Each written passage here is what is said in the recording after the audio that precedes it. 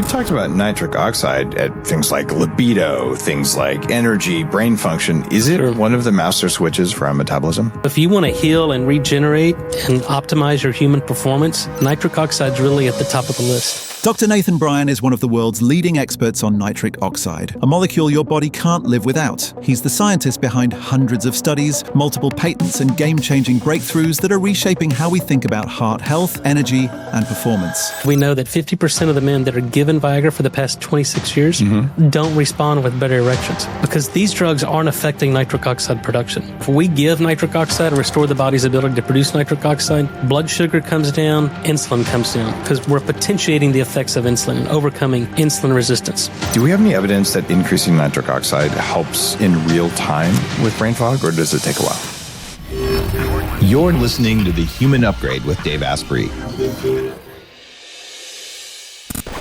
I'm looking to define the master switches in biohacking. And I look at things like mitochondrial function, and I look at things like blood flow or electrical capacity and things like that. And you've talked about nitric oxide at things like libido, things like energy, brain function. Is it one of the master switches for our metabolism? It's what we call foundational. It's not a panacea. It's not an end-all, be-all, cure-all. It's not a silver bullet. But what we do know is that it regulates blood flow, improves circulation, improves libido. It activates your mitochondria. So your mitochondria become more efficient at utilizing less oxygen to make more cellular ATP. Interestingly, it induces mitochondrial biogenesis. So now if you have adequate nitric oxide, you have more mitochondria generating more ATP, cellular energy, more efficiently. But, it controls cognition, improving blood flow when we want to recall memory. It improves glucose uptake and insulin signaling. It prevents telomeres from shortening. It mobilizes our own stem cells. So if you want to heal and regenerate and optimize your human performance, nitric oxide is really at the top of the list. I believe it. And I've looked at all these things. You have CO2, you have oxygen, and I manipulate those levels at Upgrade Labs. You can go in and do a carefully scripted switching between breathing those things, and it causes widespread effects. Right. You could do just breath work to become hyperoxic, and you start tripping balls, right? And those are relatively easy to understand, but nitric oxide only lasts for a brief period in the body. How long does it last, and how do we make it? Well, if we look at the physical chemistry of NO, nitric oxide, so once it's produced, if it's produced in the lining of the blood vessels, then it's gone in less than a second, about 2 milliseconds or 1/5 of a second. If it's produced in a cell outside the blood vessels, it sticks around for a couple of seconds. But what I like to say is it's a signaling molecule, right? It activates second messenger systems.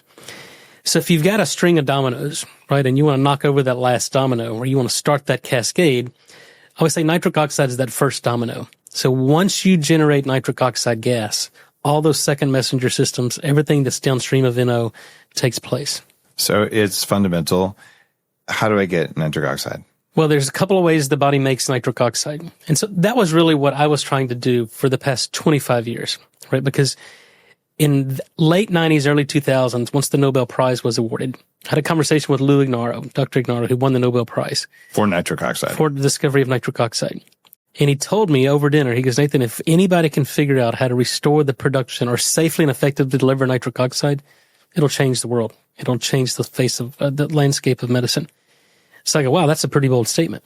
So you can't even think about developing rational therapies or improving someone's nitric oxide if at first you don't understand how the human body makes it naturally.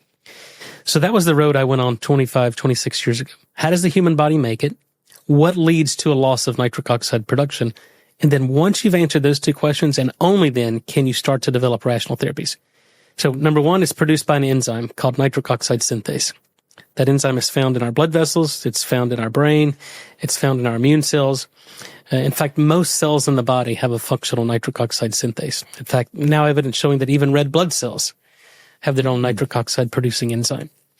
So that enzyme converts arginine to nitric oxide through a very complex 5-electron multi-step oxidation reaction. So you got to be able to count electrons in order to understand it. So that's number one. Over time, that enzyme becomes dysfunctional and it produces less nitric oxide. Okay. That's due to really a Western lifestyle, right? A diet high in sugar, refined carbohydrates, processed foods, sedentary lifestyle, exposure to toxicants. Like a lack of coffee, probably. Perhaps. I'm just kidding. And then the other pathway is through the diet, the foods we eat, the oral microbiome, and stomach acid production. And so this is completely independent but compensatory, what we call a redundant pathway to make nitric oxide. So then we can fuel nitric oxide through our diet, maintaining healthy oral microbiome and maintaining sufficient stomach acid production. What is the worst food to lower nitric oxide production? Sugar. Sugar. Without a doubt. Anything that leads to an increase in blood sugar or glucose, because glucose, as the name implies, is glue, right? It sticks everything together. So it not only locks these enzymes in a specific conformational state and doesn't allow it to transfer electrons and basically leads to a number of enzyme deficiencies and dysfunction, but it completely changes our microbiome.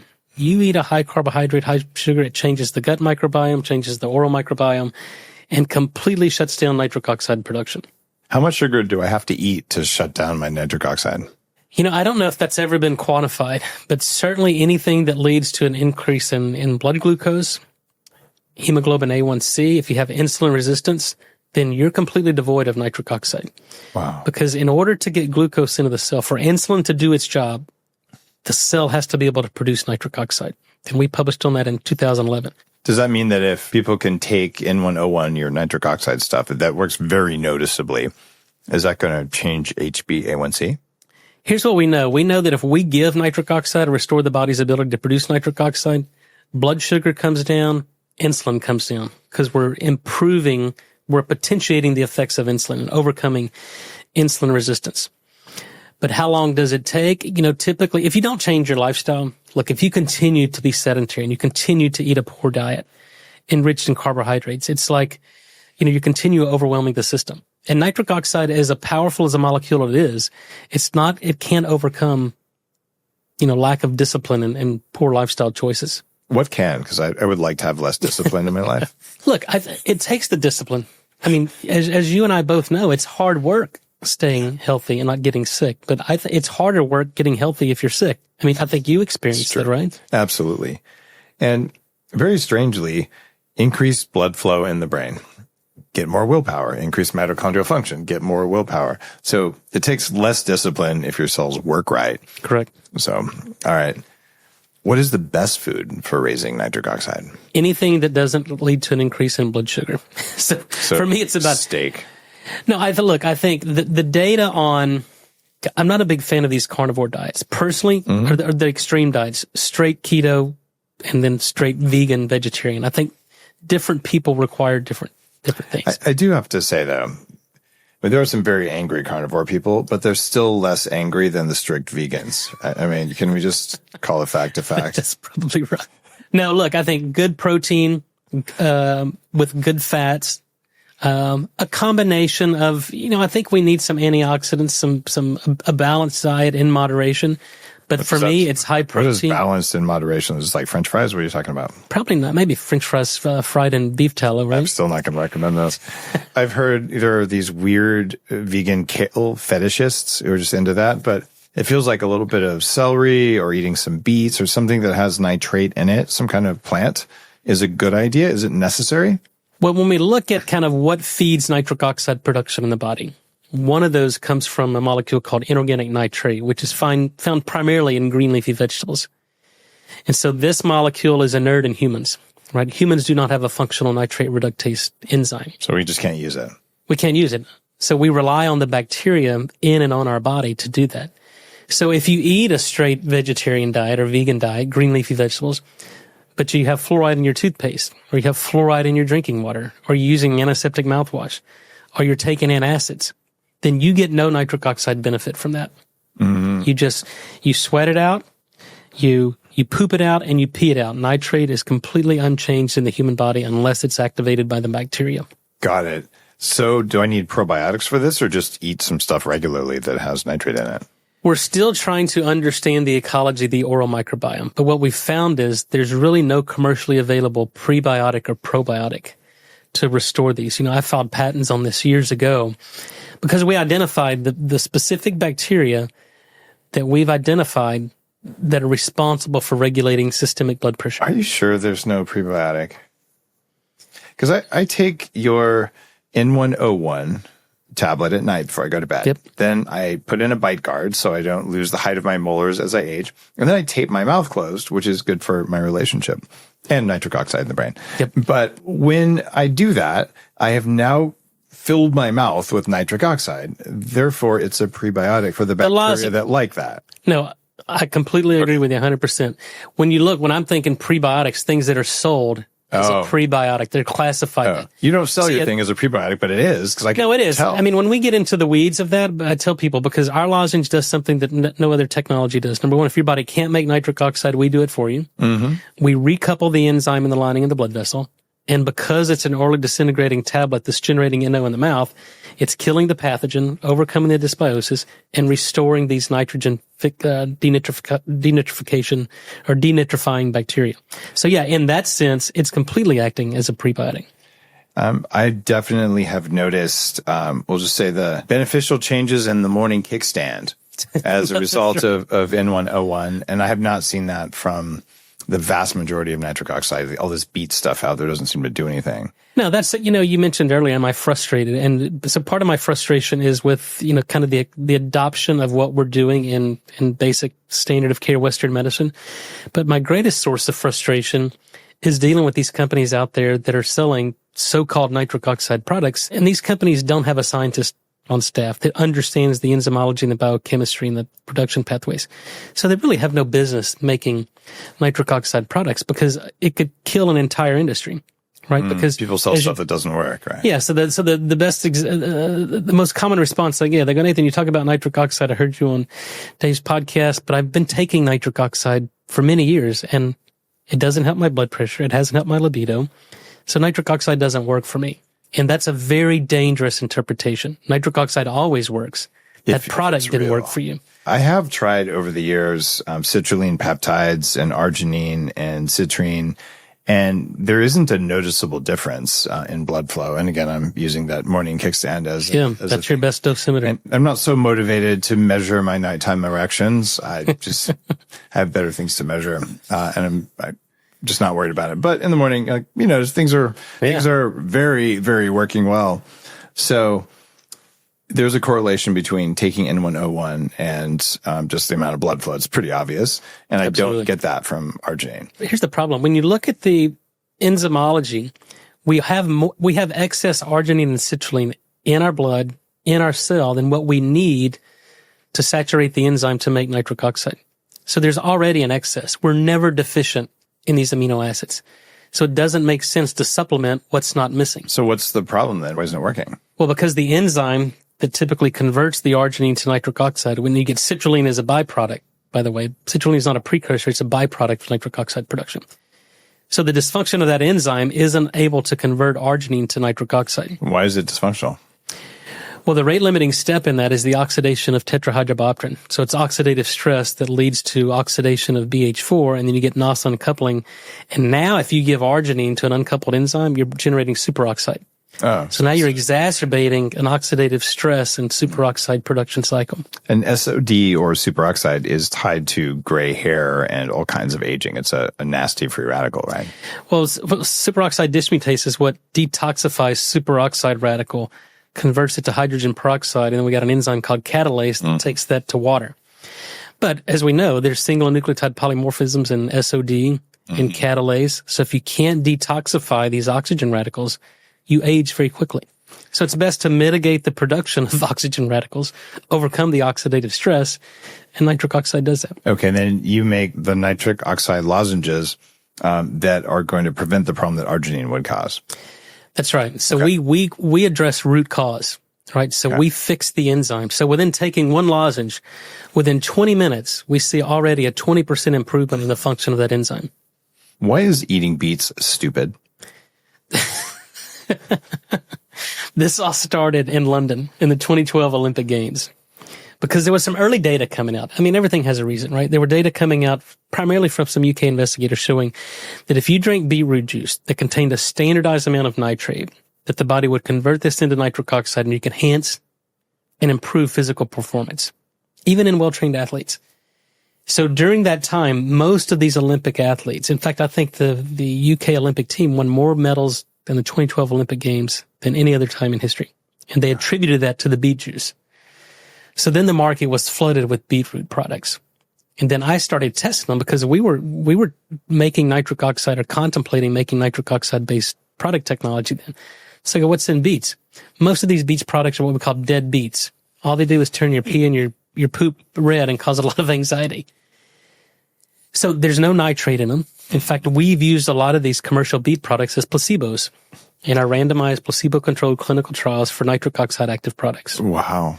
So they truly don't work. And I've been to your labs and seen your $65,000 piece of gear. Like, look, there's no nitric oxide. We measure it and we hold these products to the account. The other reason beets are stupid is they're very high in oxalate. So you're drinking a bunch of beet juice, you're just clogging up your kidneys, kidney stones, and getting some gout and some sore joints and muscle pain and bad skin.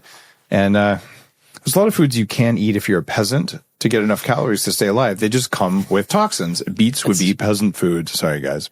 And the third least liked vegetable in the world. What are the other two?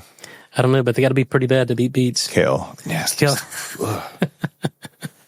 No, but I think to address that, because it's a huge problem. So when people are looking, when biohackers or consumers are looking for beets because they see the commercials, they see the media out there, then I felt I had an obligation. If you're looking for beets as a source, as a way to deliver nitric oxide, then we know how to do that. So we ferment beets. We start with a premium product.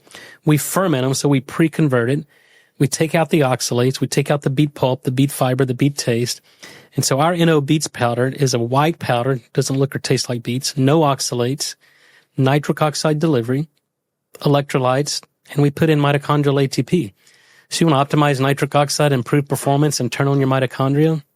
The NO beets product is a killer. This is kind of off the topic for what we're talking about, but having ATP circulating as a signaling molecule that's not inside mitochondria has all kinds of beneficial effects. Because a mitochondria must have popped and released ATP. Therefore, let's get stronger. Yeah. So the claims on that product is good stuff.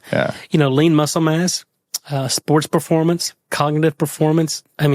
10 to 12 clinically proven claims on improving mitochondrial ATP. Speaking of blood sugar, what does nitric oxide do to my blood sugar? It's going to improve fasting glucose levels. Okay. So we're going to potentiate the effects of insulin. So how insulin signaling works, right? Okay. Insulin secreted by the pancreas. It hits the circulation. It binds to the insulin receptors, primarily on muscle cells, fat cells, and liver cells. Okay. And then it tells that cell to bring glucose in, right? Glucose transport. There's a protein, a transporter called GLUT4. Mm-hmm. And GLUT4 is what goes to the membrane, binds glucose, and brings it in. Well, that signal to tell GLUT4 to translocate and bring in glucose is nitric oxide. Mm-hmm. So when insulin binds and it tells that cell to make nitric oxide to activate GLUT4 translocation, that's insulin signaling. If the cell can't make nitric oxide, we call that insulin resistance. So insulin resistance in type 2 diabetes is a symptom of nitric oxide deficiency. If I wanted to eat a whole lot of sugar tonight for some reason, we'll say cheesecake, should I just take like 3 N101 tablets first to protect myself or to lower the blood glucose more quickly like I would take berberine? I've never done that experiment. It's time to try. It makes sense. No, so I would take it like but maybe even immediately after, because it takes time to see the spike in glucose. Okay. So maybe give it 15, 20 minutes, take a lozenge, and now you're going to clear that glucose much quicker. That's a cool hack. I think a lot of people are going to try that because I'm actually not opposed to carbs. And if you have a zero carb diet, it's actually stressful over time. And you need glycogen, you need glucose, you need an energy source. And if you're physically active, you need that fuel. Right. Yep. So everybody's different. If we're, especially professional athletes, Olympic athletes, they have to fuel on carb. But the couch potato, eating potato chips that's not active, the worst thing he can do is eat carbs because he's going to store it as fat. 100%. When people don't eat carbs over time, that their gut biome gets disrupted. And there's all kinds of angry people who are saying that's not true. I did almost a year of what we now call carnivore when I was testing the edges of the bulletproof diet, and I looked at my gut microbiome, and it happens. And you see actually declines in testosterone and increases in cortisol that also correlate with ED, with very low sleep quality, with less growth hormone. And I eat about 2 pounds of red meat a day. So I'm protein centric, but I eat some carbs. And if you're lean, you can eat more carbs. But when I do eat carbs, I would like my blood sugar to go up, but not to go up super high and not to stay up for too long. So I take berberine if I'm going to do that, and sometimes some other stuff. But it's interesting. I'm going to start adding N101 when I do that, so then I can literally have my cake and eat it too. That makes perfect sense. Yeah. And that's the beauty of biohacking, right? You can customize it to your physiology and to increase or to meet your own metabolic demands and how to optimize your performance, because everybody's different.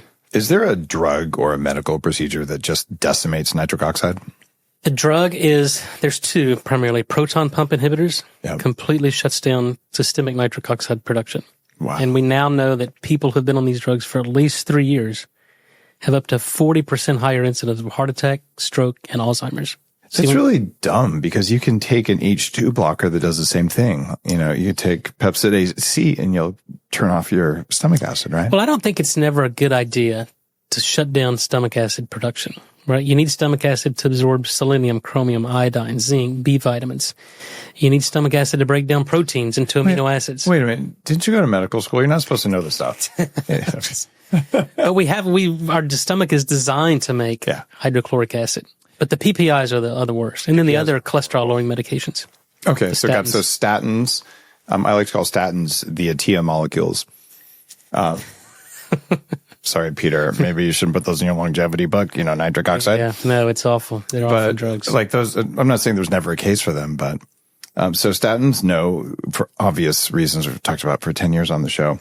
But then when it comes to the other drugs, stomach acid, there's a very interesting connection between salt intake and stomach acid. So if you get enough salt, you can make enough stomach acid. And most people are terribly salt deficient. And so I do 8 or 10 grams of sodium a day, and it absolutely is life changing. In fact, I couldn't take N101, your nitric oxide thing, because it causes vasodilation. If I don't get enough salt, my blood pressure drops. I feel the drop. My brain gets dumb if I take an N101 and I don't have enough sodium, right? Because I have low blood pressure anyway. So just looking at that, get enough sodium, then your body can make stomach acid. And then you can digest your food. You get your minerals and all that stuff in. Well, that biochemical reaction, that happens in the pyloric cells of the stomach, it's very well defined. You need sodium chloride, for sure. You need zinc. You need iodine. You need sodium bicarb, and you need B vitamins. Actually, you can't make bicarb. It doesn't have to be sodium. It could be potassium bicarb. Yeah, it could be bicarb. Yeah, if you want to increase your sodium. So if you're taking an antacid, you can't absorb B vitamins. You can't absorb zinc. You can't absorb iodine. So there's no way your pyloric cells can make hydrochloric acid. We have to give the body what it needs, let the body do its job, and get the hell out of the way. For the long COVID protocols that I've shared, I do recommend that people take Pepcid AC for 6 months.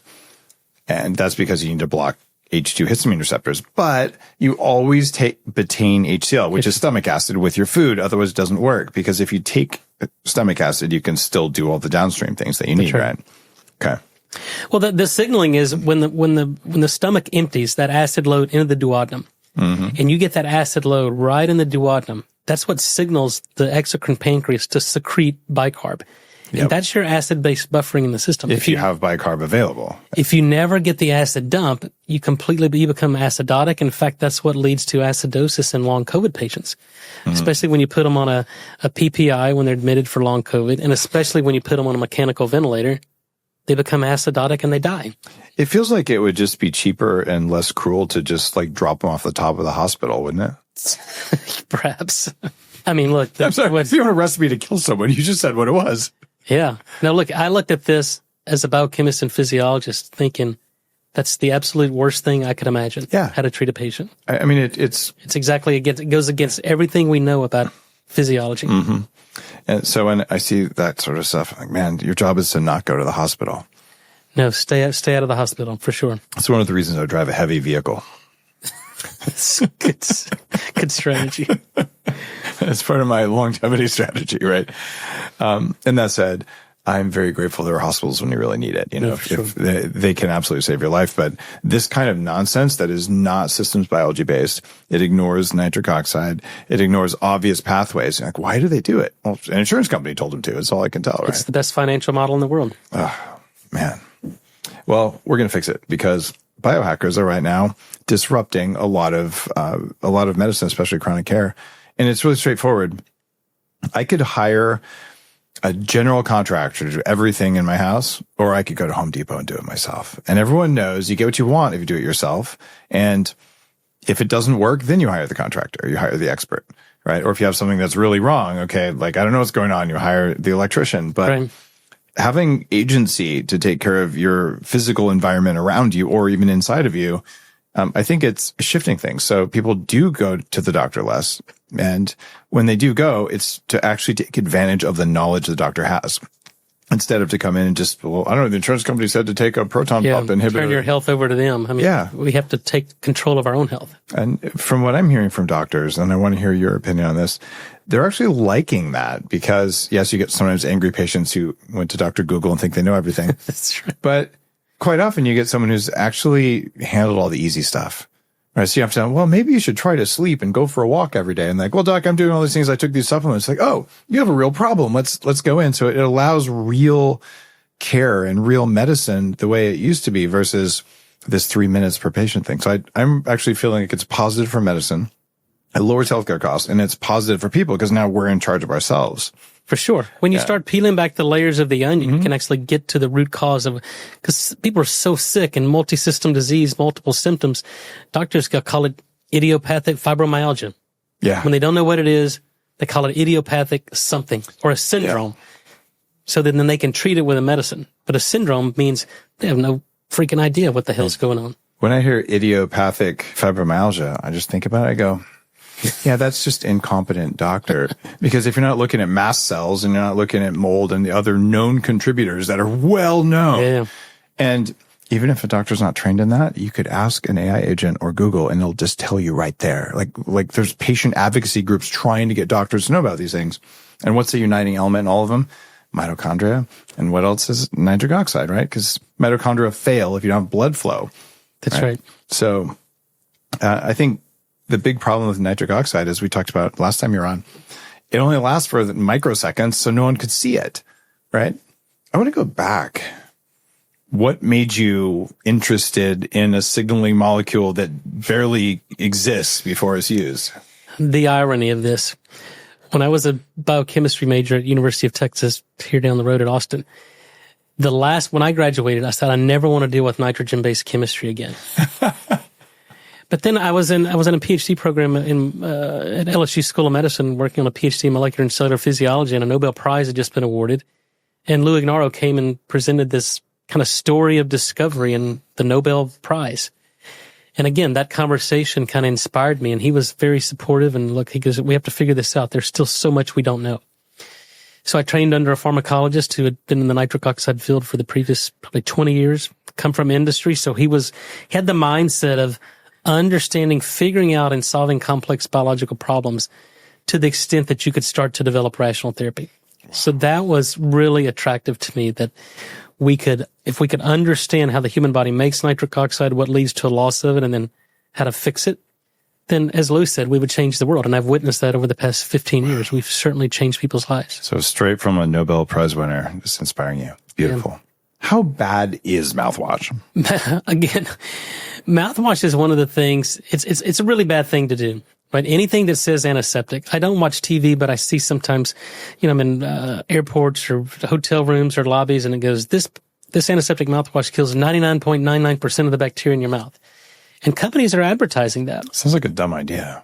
No, it's an awful idea. I mean, let's just say physicians, any physician out there that told you it was a good idea to take an antibiotic every day, sometimes twice a day, for the rest of your life would be negligent and subject to malpractice. Because we know that destroying the microbiome, the gut microbiome, through overuse of antibiotics causes systemic disease. Dysbiosis is contributing to most, if not all, chronic disease. Wow. So by the same argument, why would you throw an atomic bomb in your mouth 2 to 3 times a day, killing all the bacteria, the good, the bad, the ugly, because it's causing dysbiosis. We've shown and others have shown that it causes lack of nitric oxide. Your blood pressure goes up and you lose the protective benefits of exercise. I mean, I couldn't think of a worse thing to do. And nitric oxide is way more important than washing your mouth out with Lysol, basically. Well, it's like if you want to have fresh breaths, you want to have a day to become intimate, but yet if you have fresh breath because of mouthwash use, you're not going to be able to get an erection because you didn't have any nitric oxide. So you're really defeating the purpose of trying to get fresh breath. I think I just realized how to create the perpetual motion machine of business. We could start a company that makes mouthwash and Viagra plus N101. So you create the problem, sell the solution. Sounds like Bayer. Buying Monsanto. It's already been done. Oh, wait. Yeah, exactly. It's a multi-trillion-dollar business. What should people do instead of mouthwash? Certainly brush twice a day with a non-fluoride toothpaste. We've talked about the harm of fluoride in drinking water, fluoride in toothpaste, lowers IQ by as much as 7 points in kids, shuts down your thyroid function, and it's a neurotoxin. So we still need to brush our teeth, right, to maintain good oral hygiene. You know what I like to do? I like to take the fluoride out. I just like to put lead and mercury in because they're also antimicrobial, right? Is that a good idea?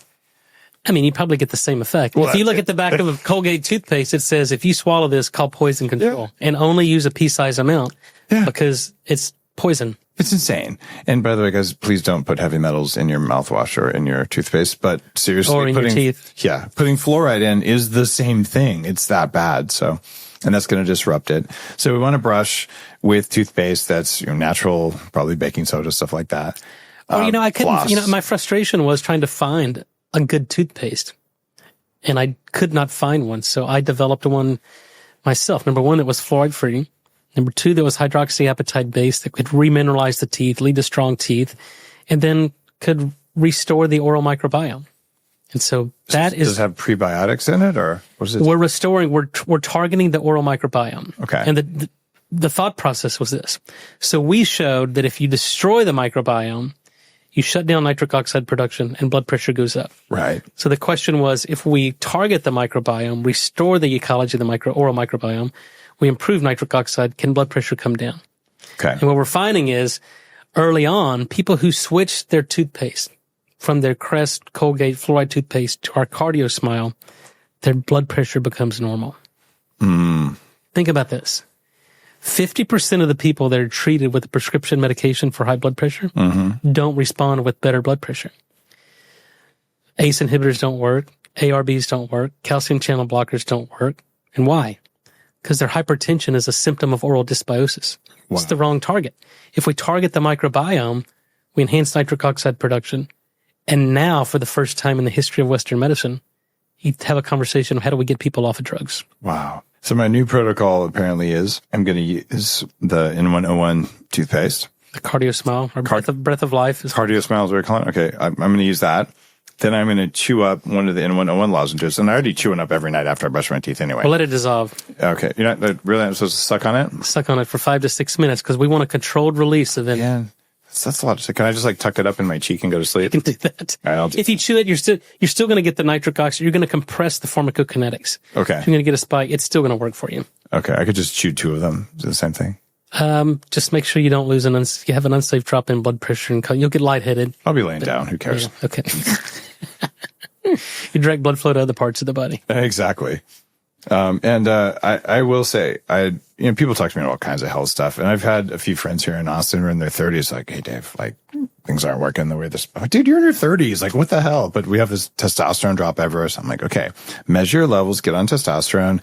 In the meantime, I've literally given them bottles of your N101 products. I'm like, just do this before a date. And it works very well. And, I also take microdose Cialis. I have for several years because better blood flow in the brain really, really makes a difference. So well, those drugs, the Viagra's, we call the PD5 inhibitors, the low dose Cialis, they're downstream of nitric oxide. Yep. Right. So they potentiate the effects of nitric oxide. I do both. So here's the problem. Clinically, we know that 50% of the men that are given Viagra for the past 26 years don't respond with better erections because these drugs aren't affecting nitric oxide production. So if you don't respond, that tells us you're not making any nitric oxide. Oh, so then if you give them one of your lozenges, you give them a lozenge, you can turn the non-responders into responders, and you can lower the dose, making it safer, more effective. So the combination of low-dose Cialis with the lozenge is killer combination. All right, I'm going to add this to my protocols. Yeah, I imagine that you just totally made this podcast go crazy amongst like swingers and people. Well, the Pfizers and the people, companies who selling the PD5 inhibitors should be sending us royalties because they only have 50% of their customers get a benefit. Now they throw in our nitric oxide, they're going to get more sales because now those 50% that didn't respond are now going to respond. So thank you very much. Since we're talking about that kind of stuff, what happened with nitric oxide during COVID? There was a lot of promise around nitric oxide in COVID, and there were lots of several, maybe half a dozen, maybe even a dozen, of published papers showing that patients in critical care, low blood oxygen saturation, that didn't get better on supplemental oxygen, they would give them inhaled nitric oxide, their blood oxygen saturation would improve, and they seemed to get better. Symptomology. The challenge was people were already in critical in that stage. And in June of 2020, we filed an IND, which is an investigational new drug application, with the FDA for an early therapeutic around using our nitric oxide delivery system for an early treatment for COVID. Because we knew the people that were getting sick and dying from COVID were the people who were nitric oxide deficient, the elderly, people with high blood pressure, diabetes, previous heart attack, kidney disease. These were the people who got sick. Those of us who were healthy, I've never had COVID. I was exposed to COVID, but I never got sick from COVID. Wow. So the healthy people respond to viral infections, right? So we got an IND approved in July. We mobilized a global force to have drug manufactured. We had drug manufactured, I think, by September. Wow. We had an IRB approved by November, and we were treating patients with COVID in December of 2020. With nitric oxide? With nitric oxide lozenge. And what happened? The first 100 patients were what we considered a phase 1 safety study. So we would treat them, and these were patients within 72 hours of diagnosis. So if we caught you within 72 hours of a positive COVID test or onset of symptoms, we could enroll you in our study and either give you a placebo or a nitric oxide lozenge. And then our goal was to prevent hospitalization. Because you remember, the problem was the hospitals and ERs being overrun, couldn't see patients. Well, and the patients they saw, they just killed with ventilators. There was that. Well, the first Trump administration were really champions of what we were doing. Oh, okay. Because we were trying to prevent the hospitalization. And then when the administration changed and they become hell-bent on putting a needle in every arm around the world, early therapeutics were no longer a priority. So the goalposts were moving.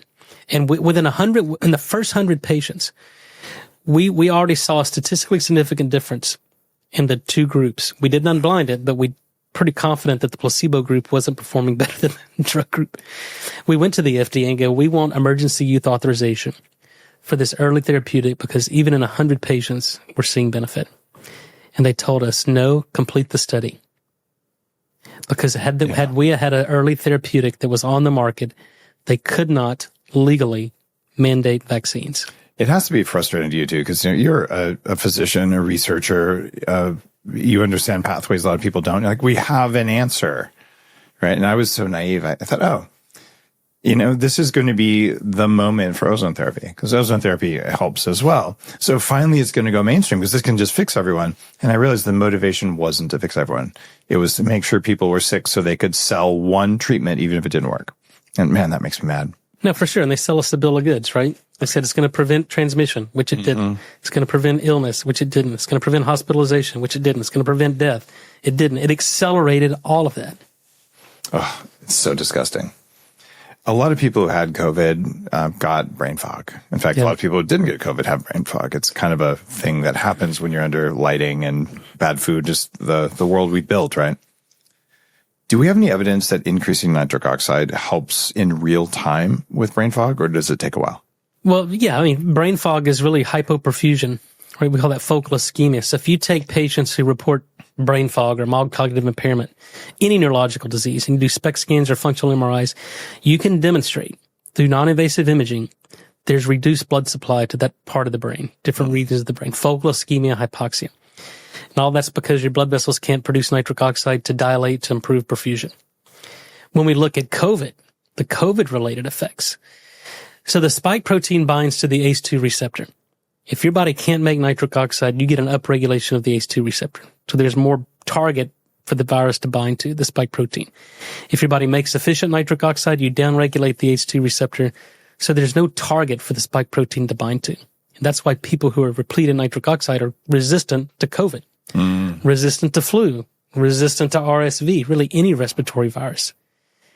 And then if it attacks and binds, what does our body's innate immune system do? Mobilize an immune response. We go to the site of attachment. We produce nitric oxide by our macrophages and neutrophils, and we shut down viral replication. If you can't make nitric oxide, the virus attaches, replicates in the body, propagates throughout the body. Now you have spike protein all over your blood vessels, clogs up the arteries, platelets start to stick, you get blood clots, you get D-dimer formation, heart attack, strokes, brain fog. Wow. There's your mechanism. So how many lozenges a day is it going to take to keep my nitric oxide levels where they need to be? We know everybody's different. It's hard to prescribe a one size fits all, but I developed that lozenge for a very specific reason based on the known pharmacokinetics and pharmacodynamics of once nitric oxide is produced, where does it go? What does it become? And so based on that, we know that the pharmacokinetics have, twice a day, 12 hours apart. If I want to treat kind of proactively or prophylactically to maintain optimal nitric oxide. But we know some people, and we published on this in 2011, a 15-year-old kid with a very rare genetic disorder needed one every 4 hours. Oh, wow. To manage his blood pressure because he was resistant to all prescription medications. And when we saw him, his blood pressure was 200 over 115 in the pediatric intensive care unit. We dosed him with the lozenge. Within 4 hours, it was 130 over 80. Wow, completely restored it. Completely restored it. And within 5 days, we reversed his kidney disease. Within 5 months, we reversed his heart disease simply by giving nitric oxide. And we got him off prescription medication. So here's what we know. We know that one lozenge every 4 hours is safe in a 15-year-old kid. So beyond that, we just don't have any clinical data. But if you want to take it prophylactically and be proactive, I think one lozenge twice a day is sufficient. Okay. Now, I do live in Austin, and couldn't I just go out and do some whippets? Nitrous oxide? Well, I think that's isoamyl nitrite, the whippers. Whippets, it's just nitrous oxide. Nitrous. Yeah. So nitrous oxide is N2O. Yep. Right? That's the dental anesthetic. Laughing gas. Yeah, people like to use that at parties. Yeah, so nitric oxide is NO. So they're both gases, but complete different physiological functions. Exactly. That was what I was hoping you would say. Because there will be people listening who hear nitric oxide and they think nitrous oxide. So do you know the metabolic damage that comes from using nitrous oxide? I don't know if that's part of your science or not. No, it's not. I mean, we're certainly familiar with the denitrification pathway from ammonia or from nitrate all the way down to elemental ammonia, and nitrous oxide is part of that denitrification, but haven't studied a lot. So using nitrous oxide can have really profound negative effects on the brain, especially people get hooked on it, just do it all the time. Big areas of inactivation. And it's also a mitochondrial toxin at those levels. So you do not want to be doing that. Yeah, don't confuse the two. And I think it also probably makes peroxynitrate at high levels, if I remember right. But so guys, nitric oxide, good. Nitrous oxide, bad. And what about nitrate that's in food? Like the celery powder and bacon and all the green stuff. You're saying we can't use that, right? No, it's a cardioprotective molecule. So this whole story, this myth, similar to cholesterol causing heart disease, a myth perpetuated in the medical sciences that nitrite-cured bacon and hot dogs would cause cancer. Right? That started in the 1950s. And then the nutritional epidemiologists they were looking for a biologically plausible mechanism.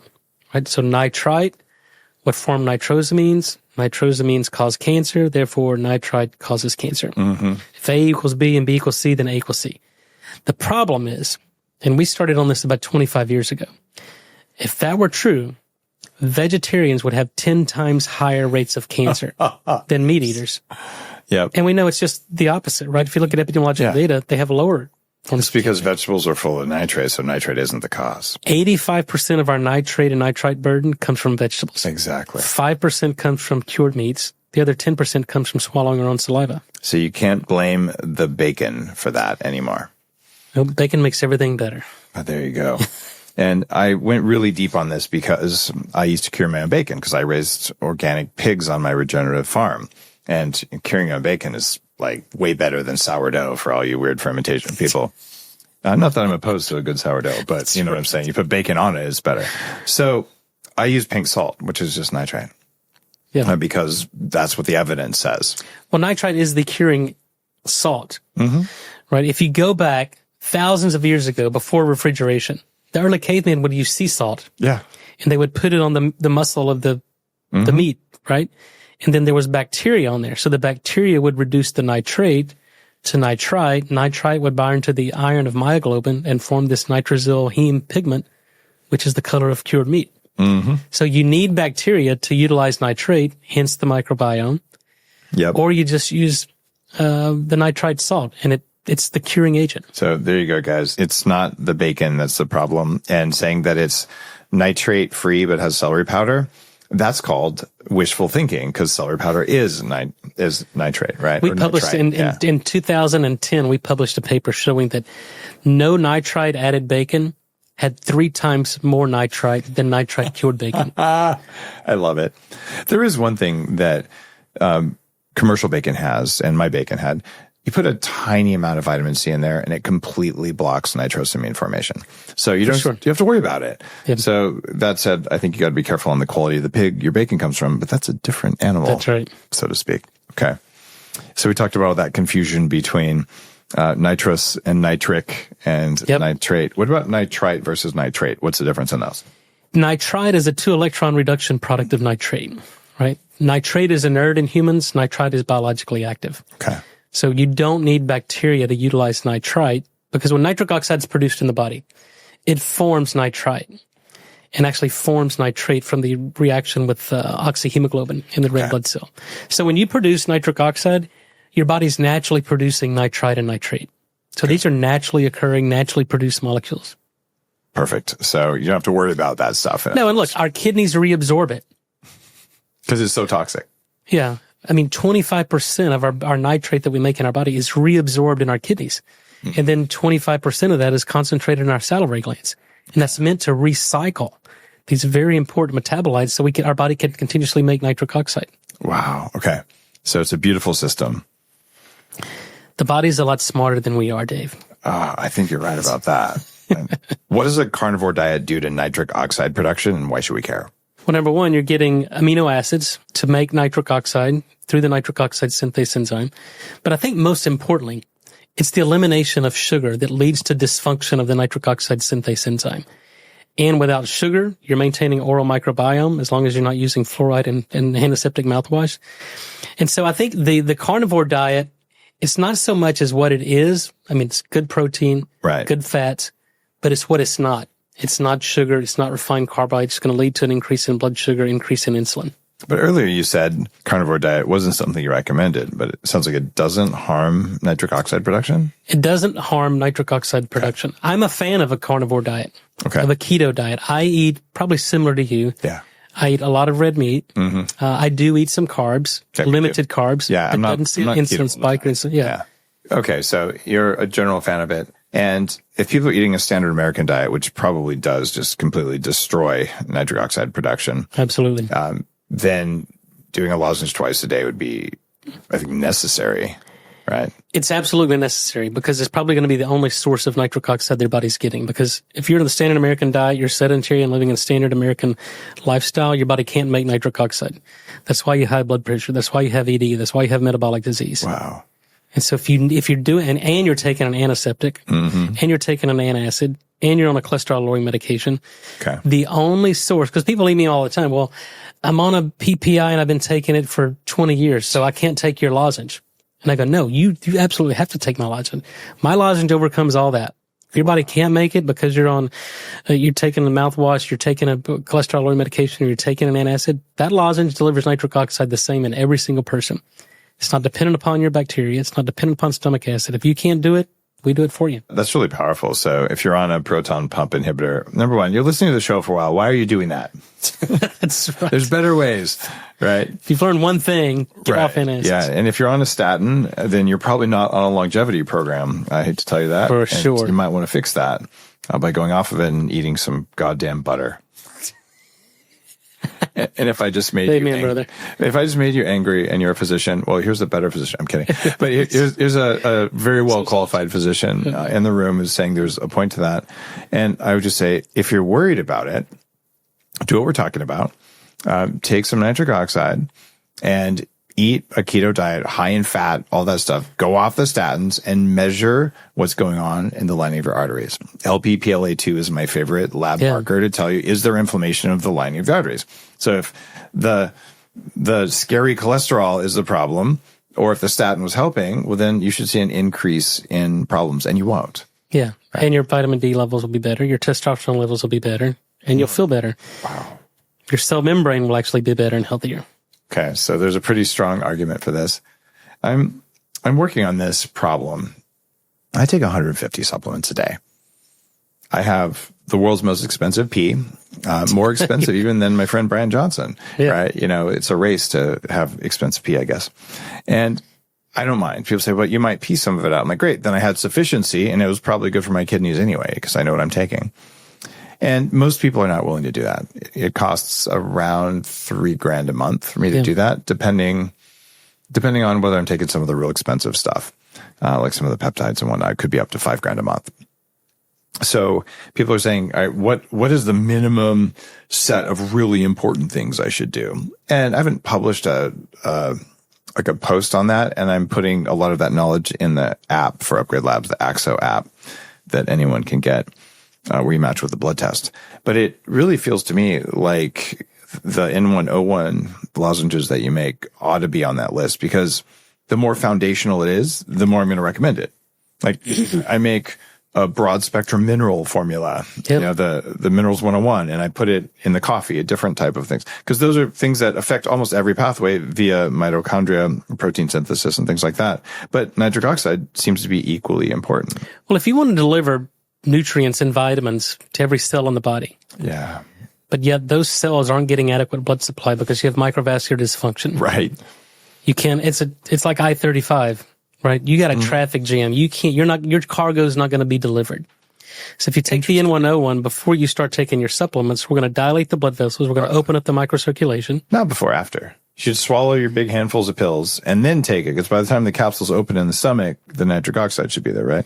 I mean, either immediately before or after. Yeah. But, you know, we see the blood pressure, the vascular compliance effects last, you know, tens of minutes, hours after. Okay, so it doesn't really matter. Yeah. So basically take it before or after, whichever one. Okay. That's right. And now we're going to take, you know, a traffic jam on 35 and clear it out. Now you got a 4-lane highway, and we're going to better deliver that cargo. All right, Dr. Nathan Bryan.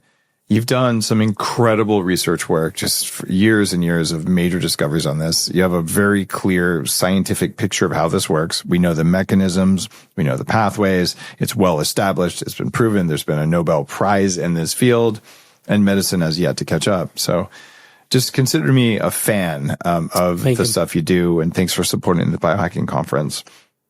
And for coming on the show multiple times. And I'm serious. I actually take that lozenge every night when I go to bed. And if I don't, I notice a difference. So, well, look, you look great. I think you feel great. So whatever you're doing, you know, I always tell people, keep doing what's working. I do. And we didn't talk much about it on this episode about topical, but I use the N101 serum. You call it a serum? I was like, it's what do you call it? It's got two pumpy things you mix together, but basically, dual chamber serum. You do the dual chamber and mix it up. And then if I put it on my face, you can see it turn red, not because there's any red coloring there, because it's blood that just goes right there. No, you can see it. It's a game changer in skincare and beauty. You don't have to wonder if this product's working for you. You can really see it working right before your eyes. Well, here's the question, just to end the show. So, what if I was to accidentally spill some of that in another area with thin skin that can expand a little bit? It'll get the wrinkles out. You heard it here first. So it does work topically for intimate activities? Well, there's a limit of diffusion of NO gas into the tissue, so it's not going to penetrate deep into the corpus cavernosum and lead to massive. But here's what we're finding. Through maybe self-experimentation, maybe feedback, that if you have good erection, it's going to amplify the erection. If you have severe ED, it's not going to raise the dead. You're going to need to do it orally and probably Cialis or something. That's right. But yeah, we say, you know, hit it from the inside out. Take the lozenge, open up the microcirculation internally, apply it topically, dilate the superficial blood vessels, and you're off to the races. It's time to party. All right. Thanks again. Thank you, Dave. See you next time on the Human Upgrade Podcast.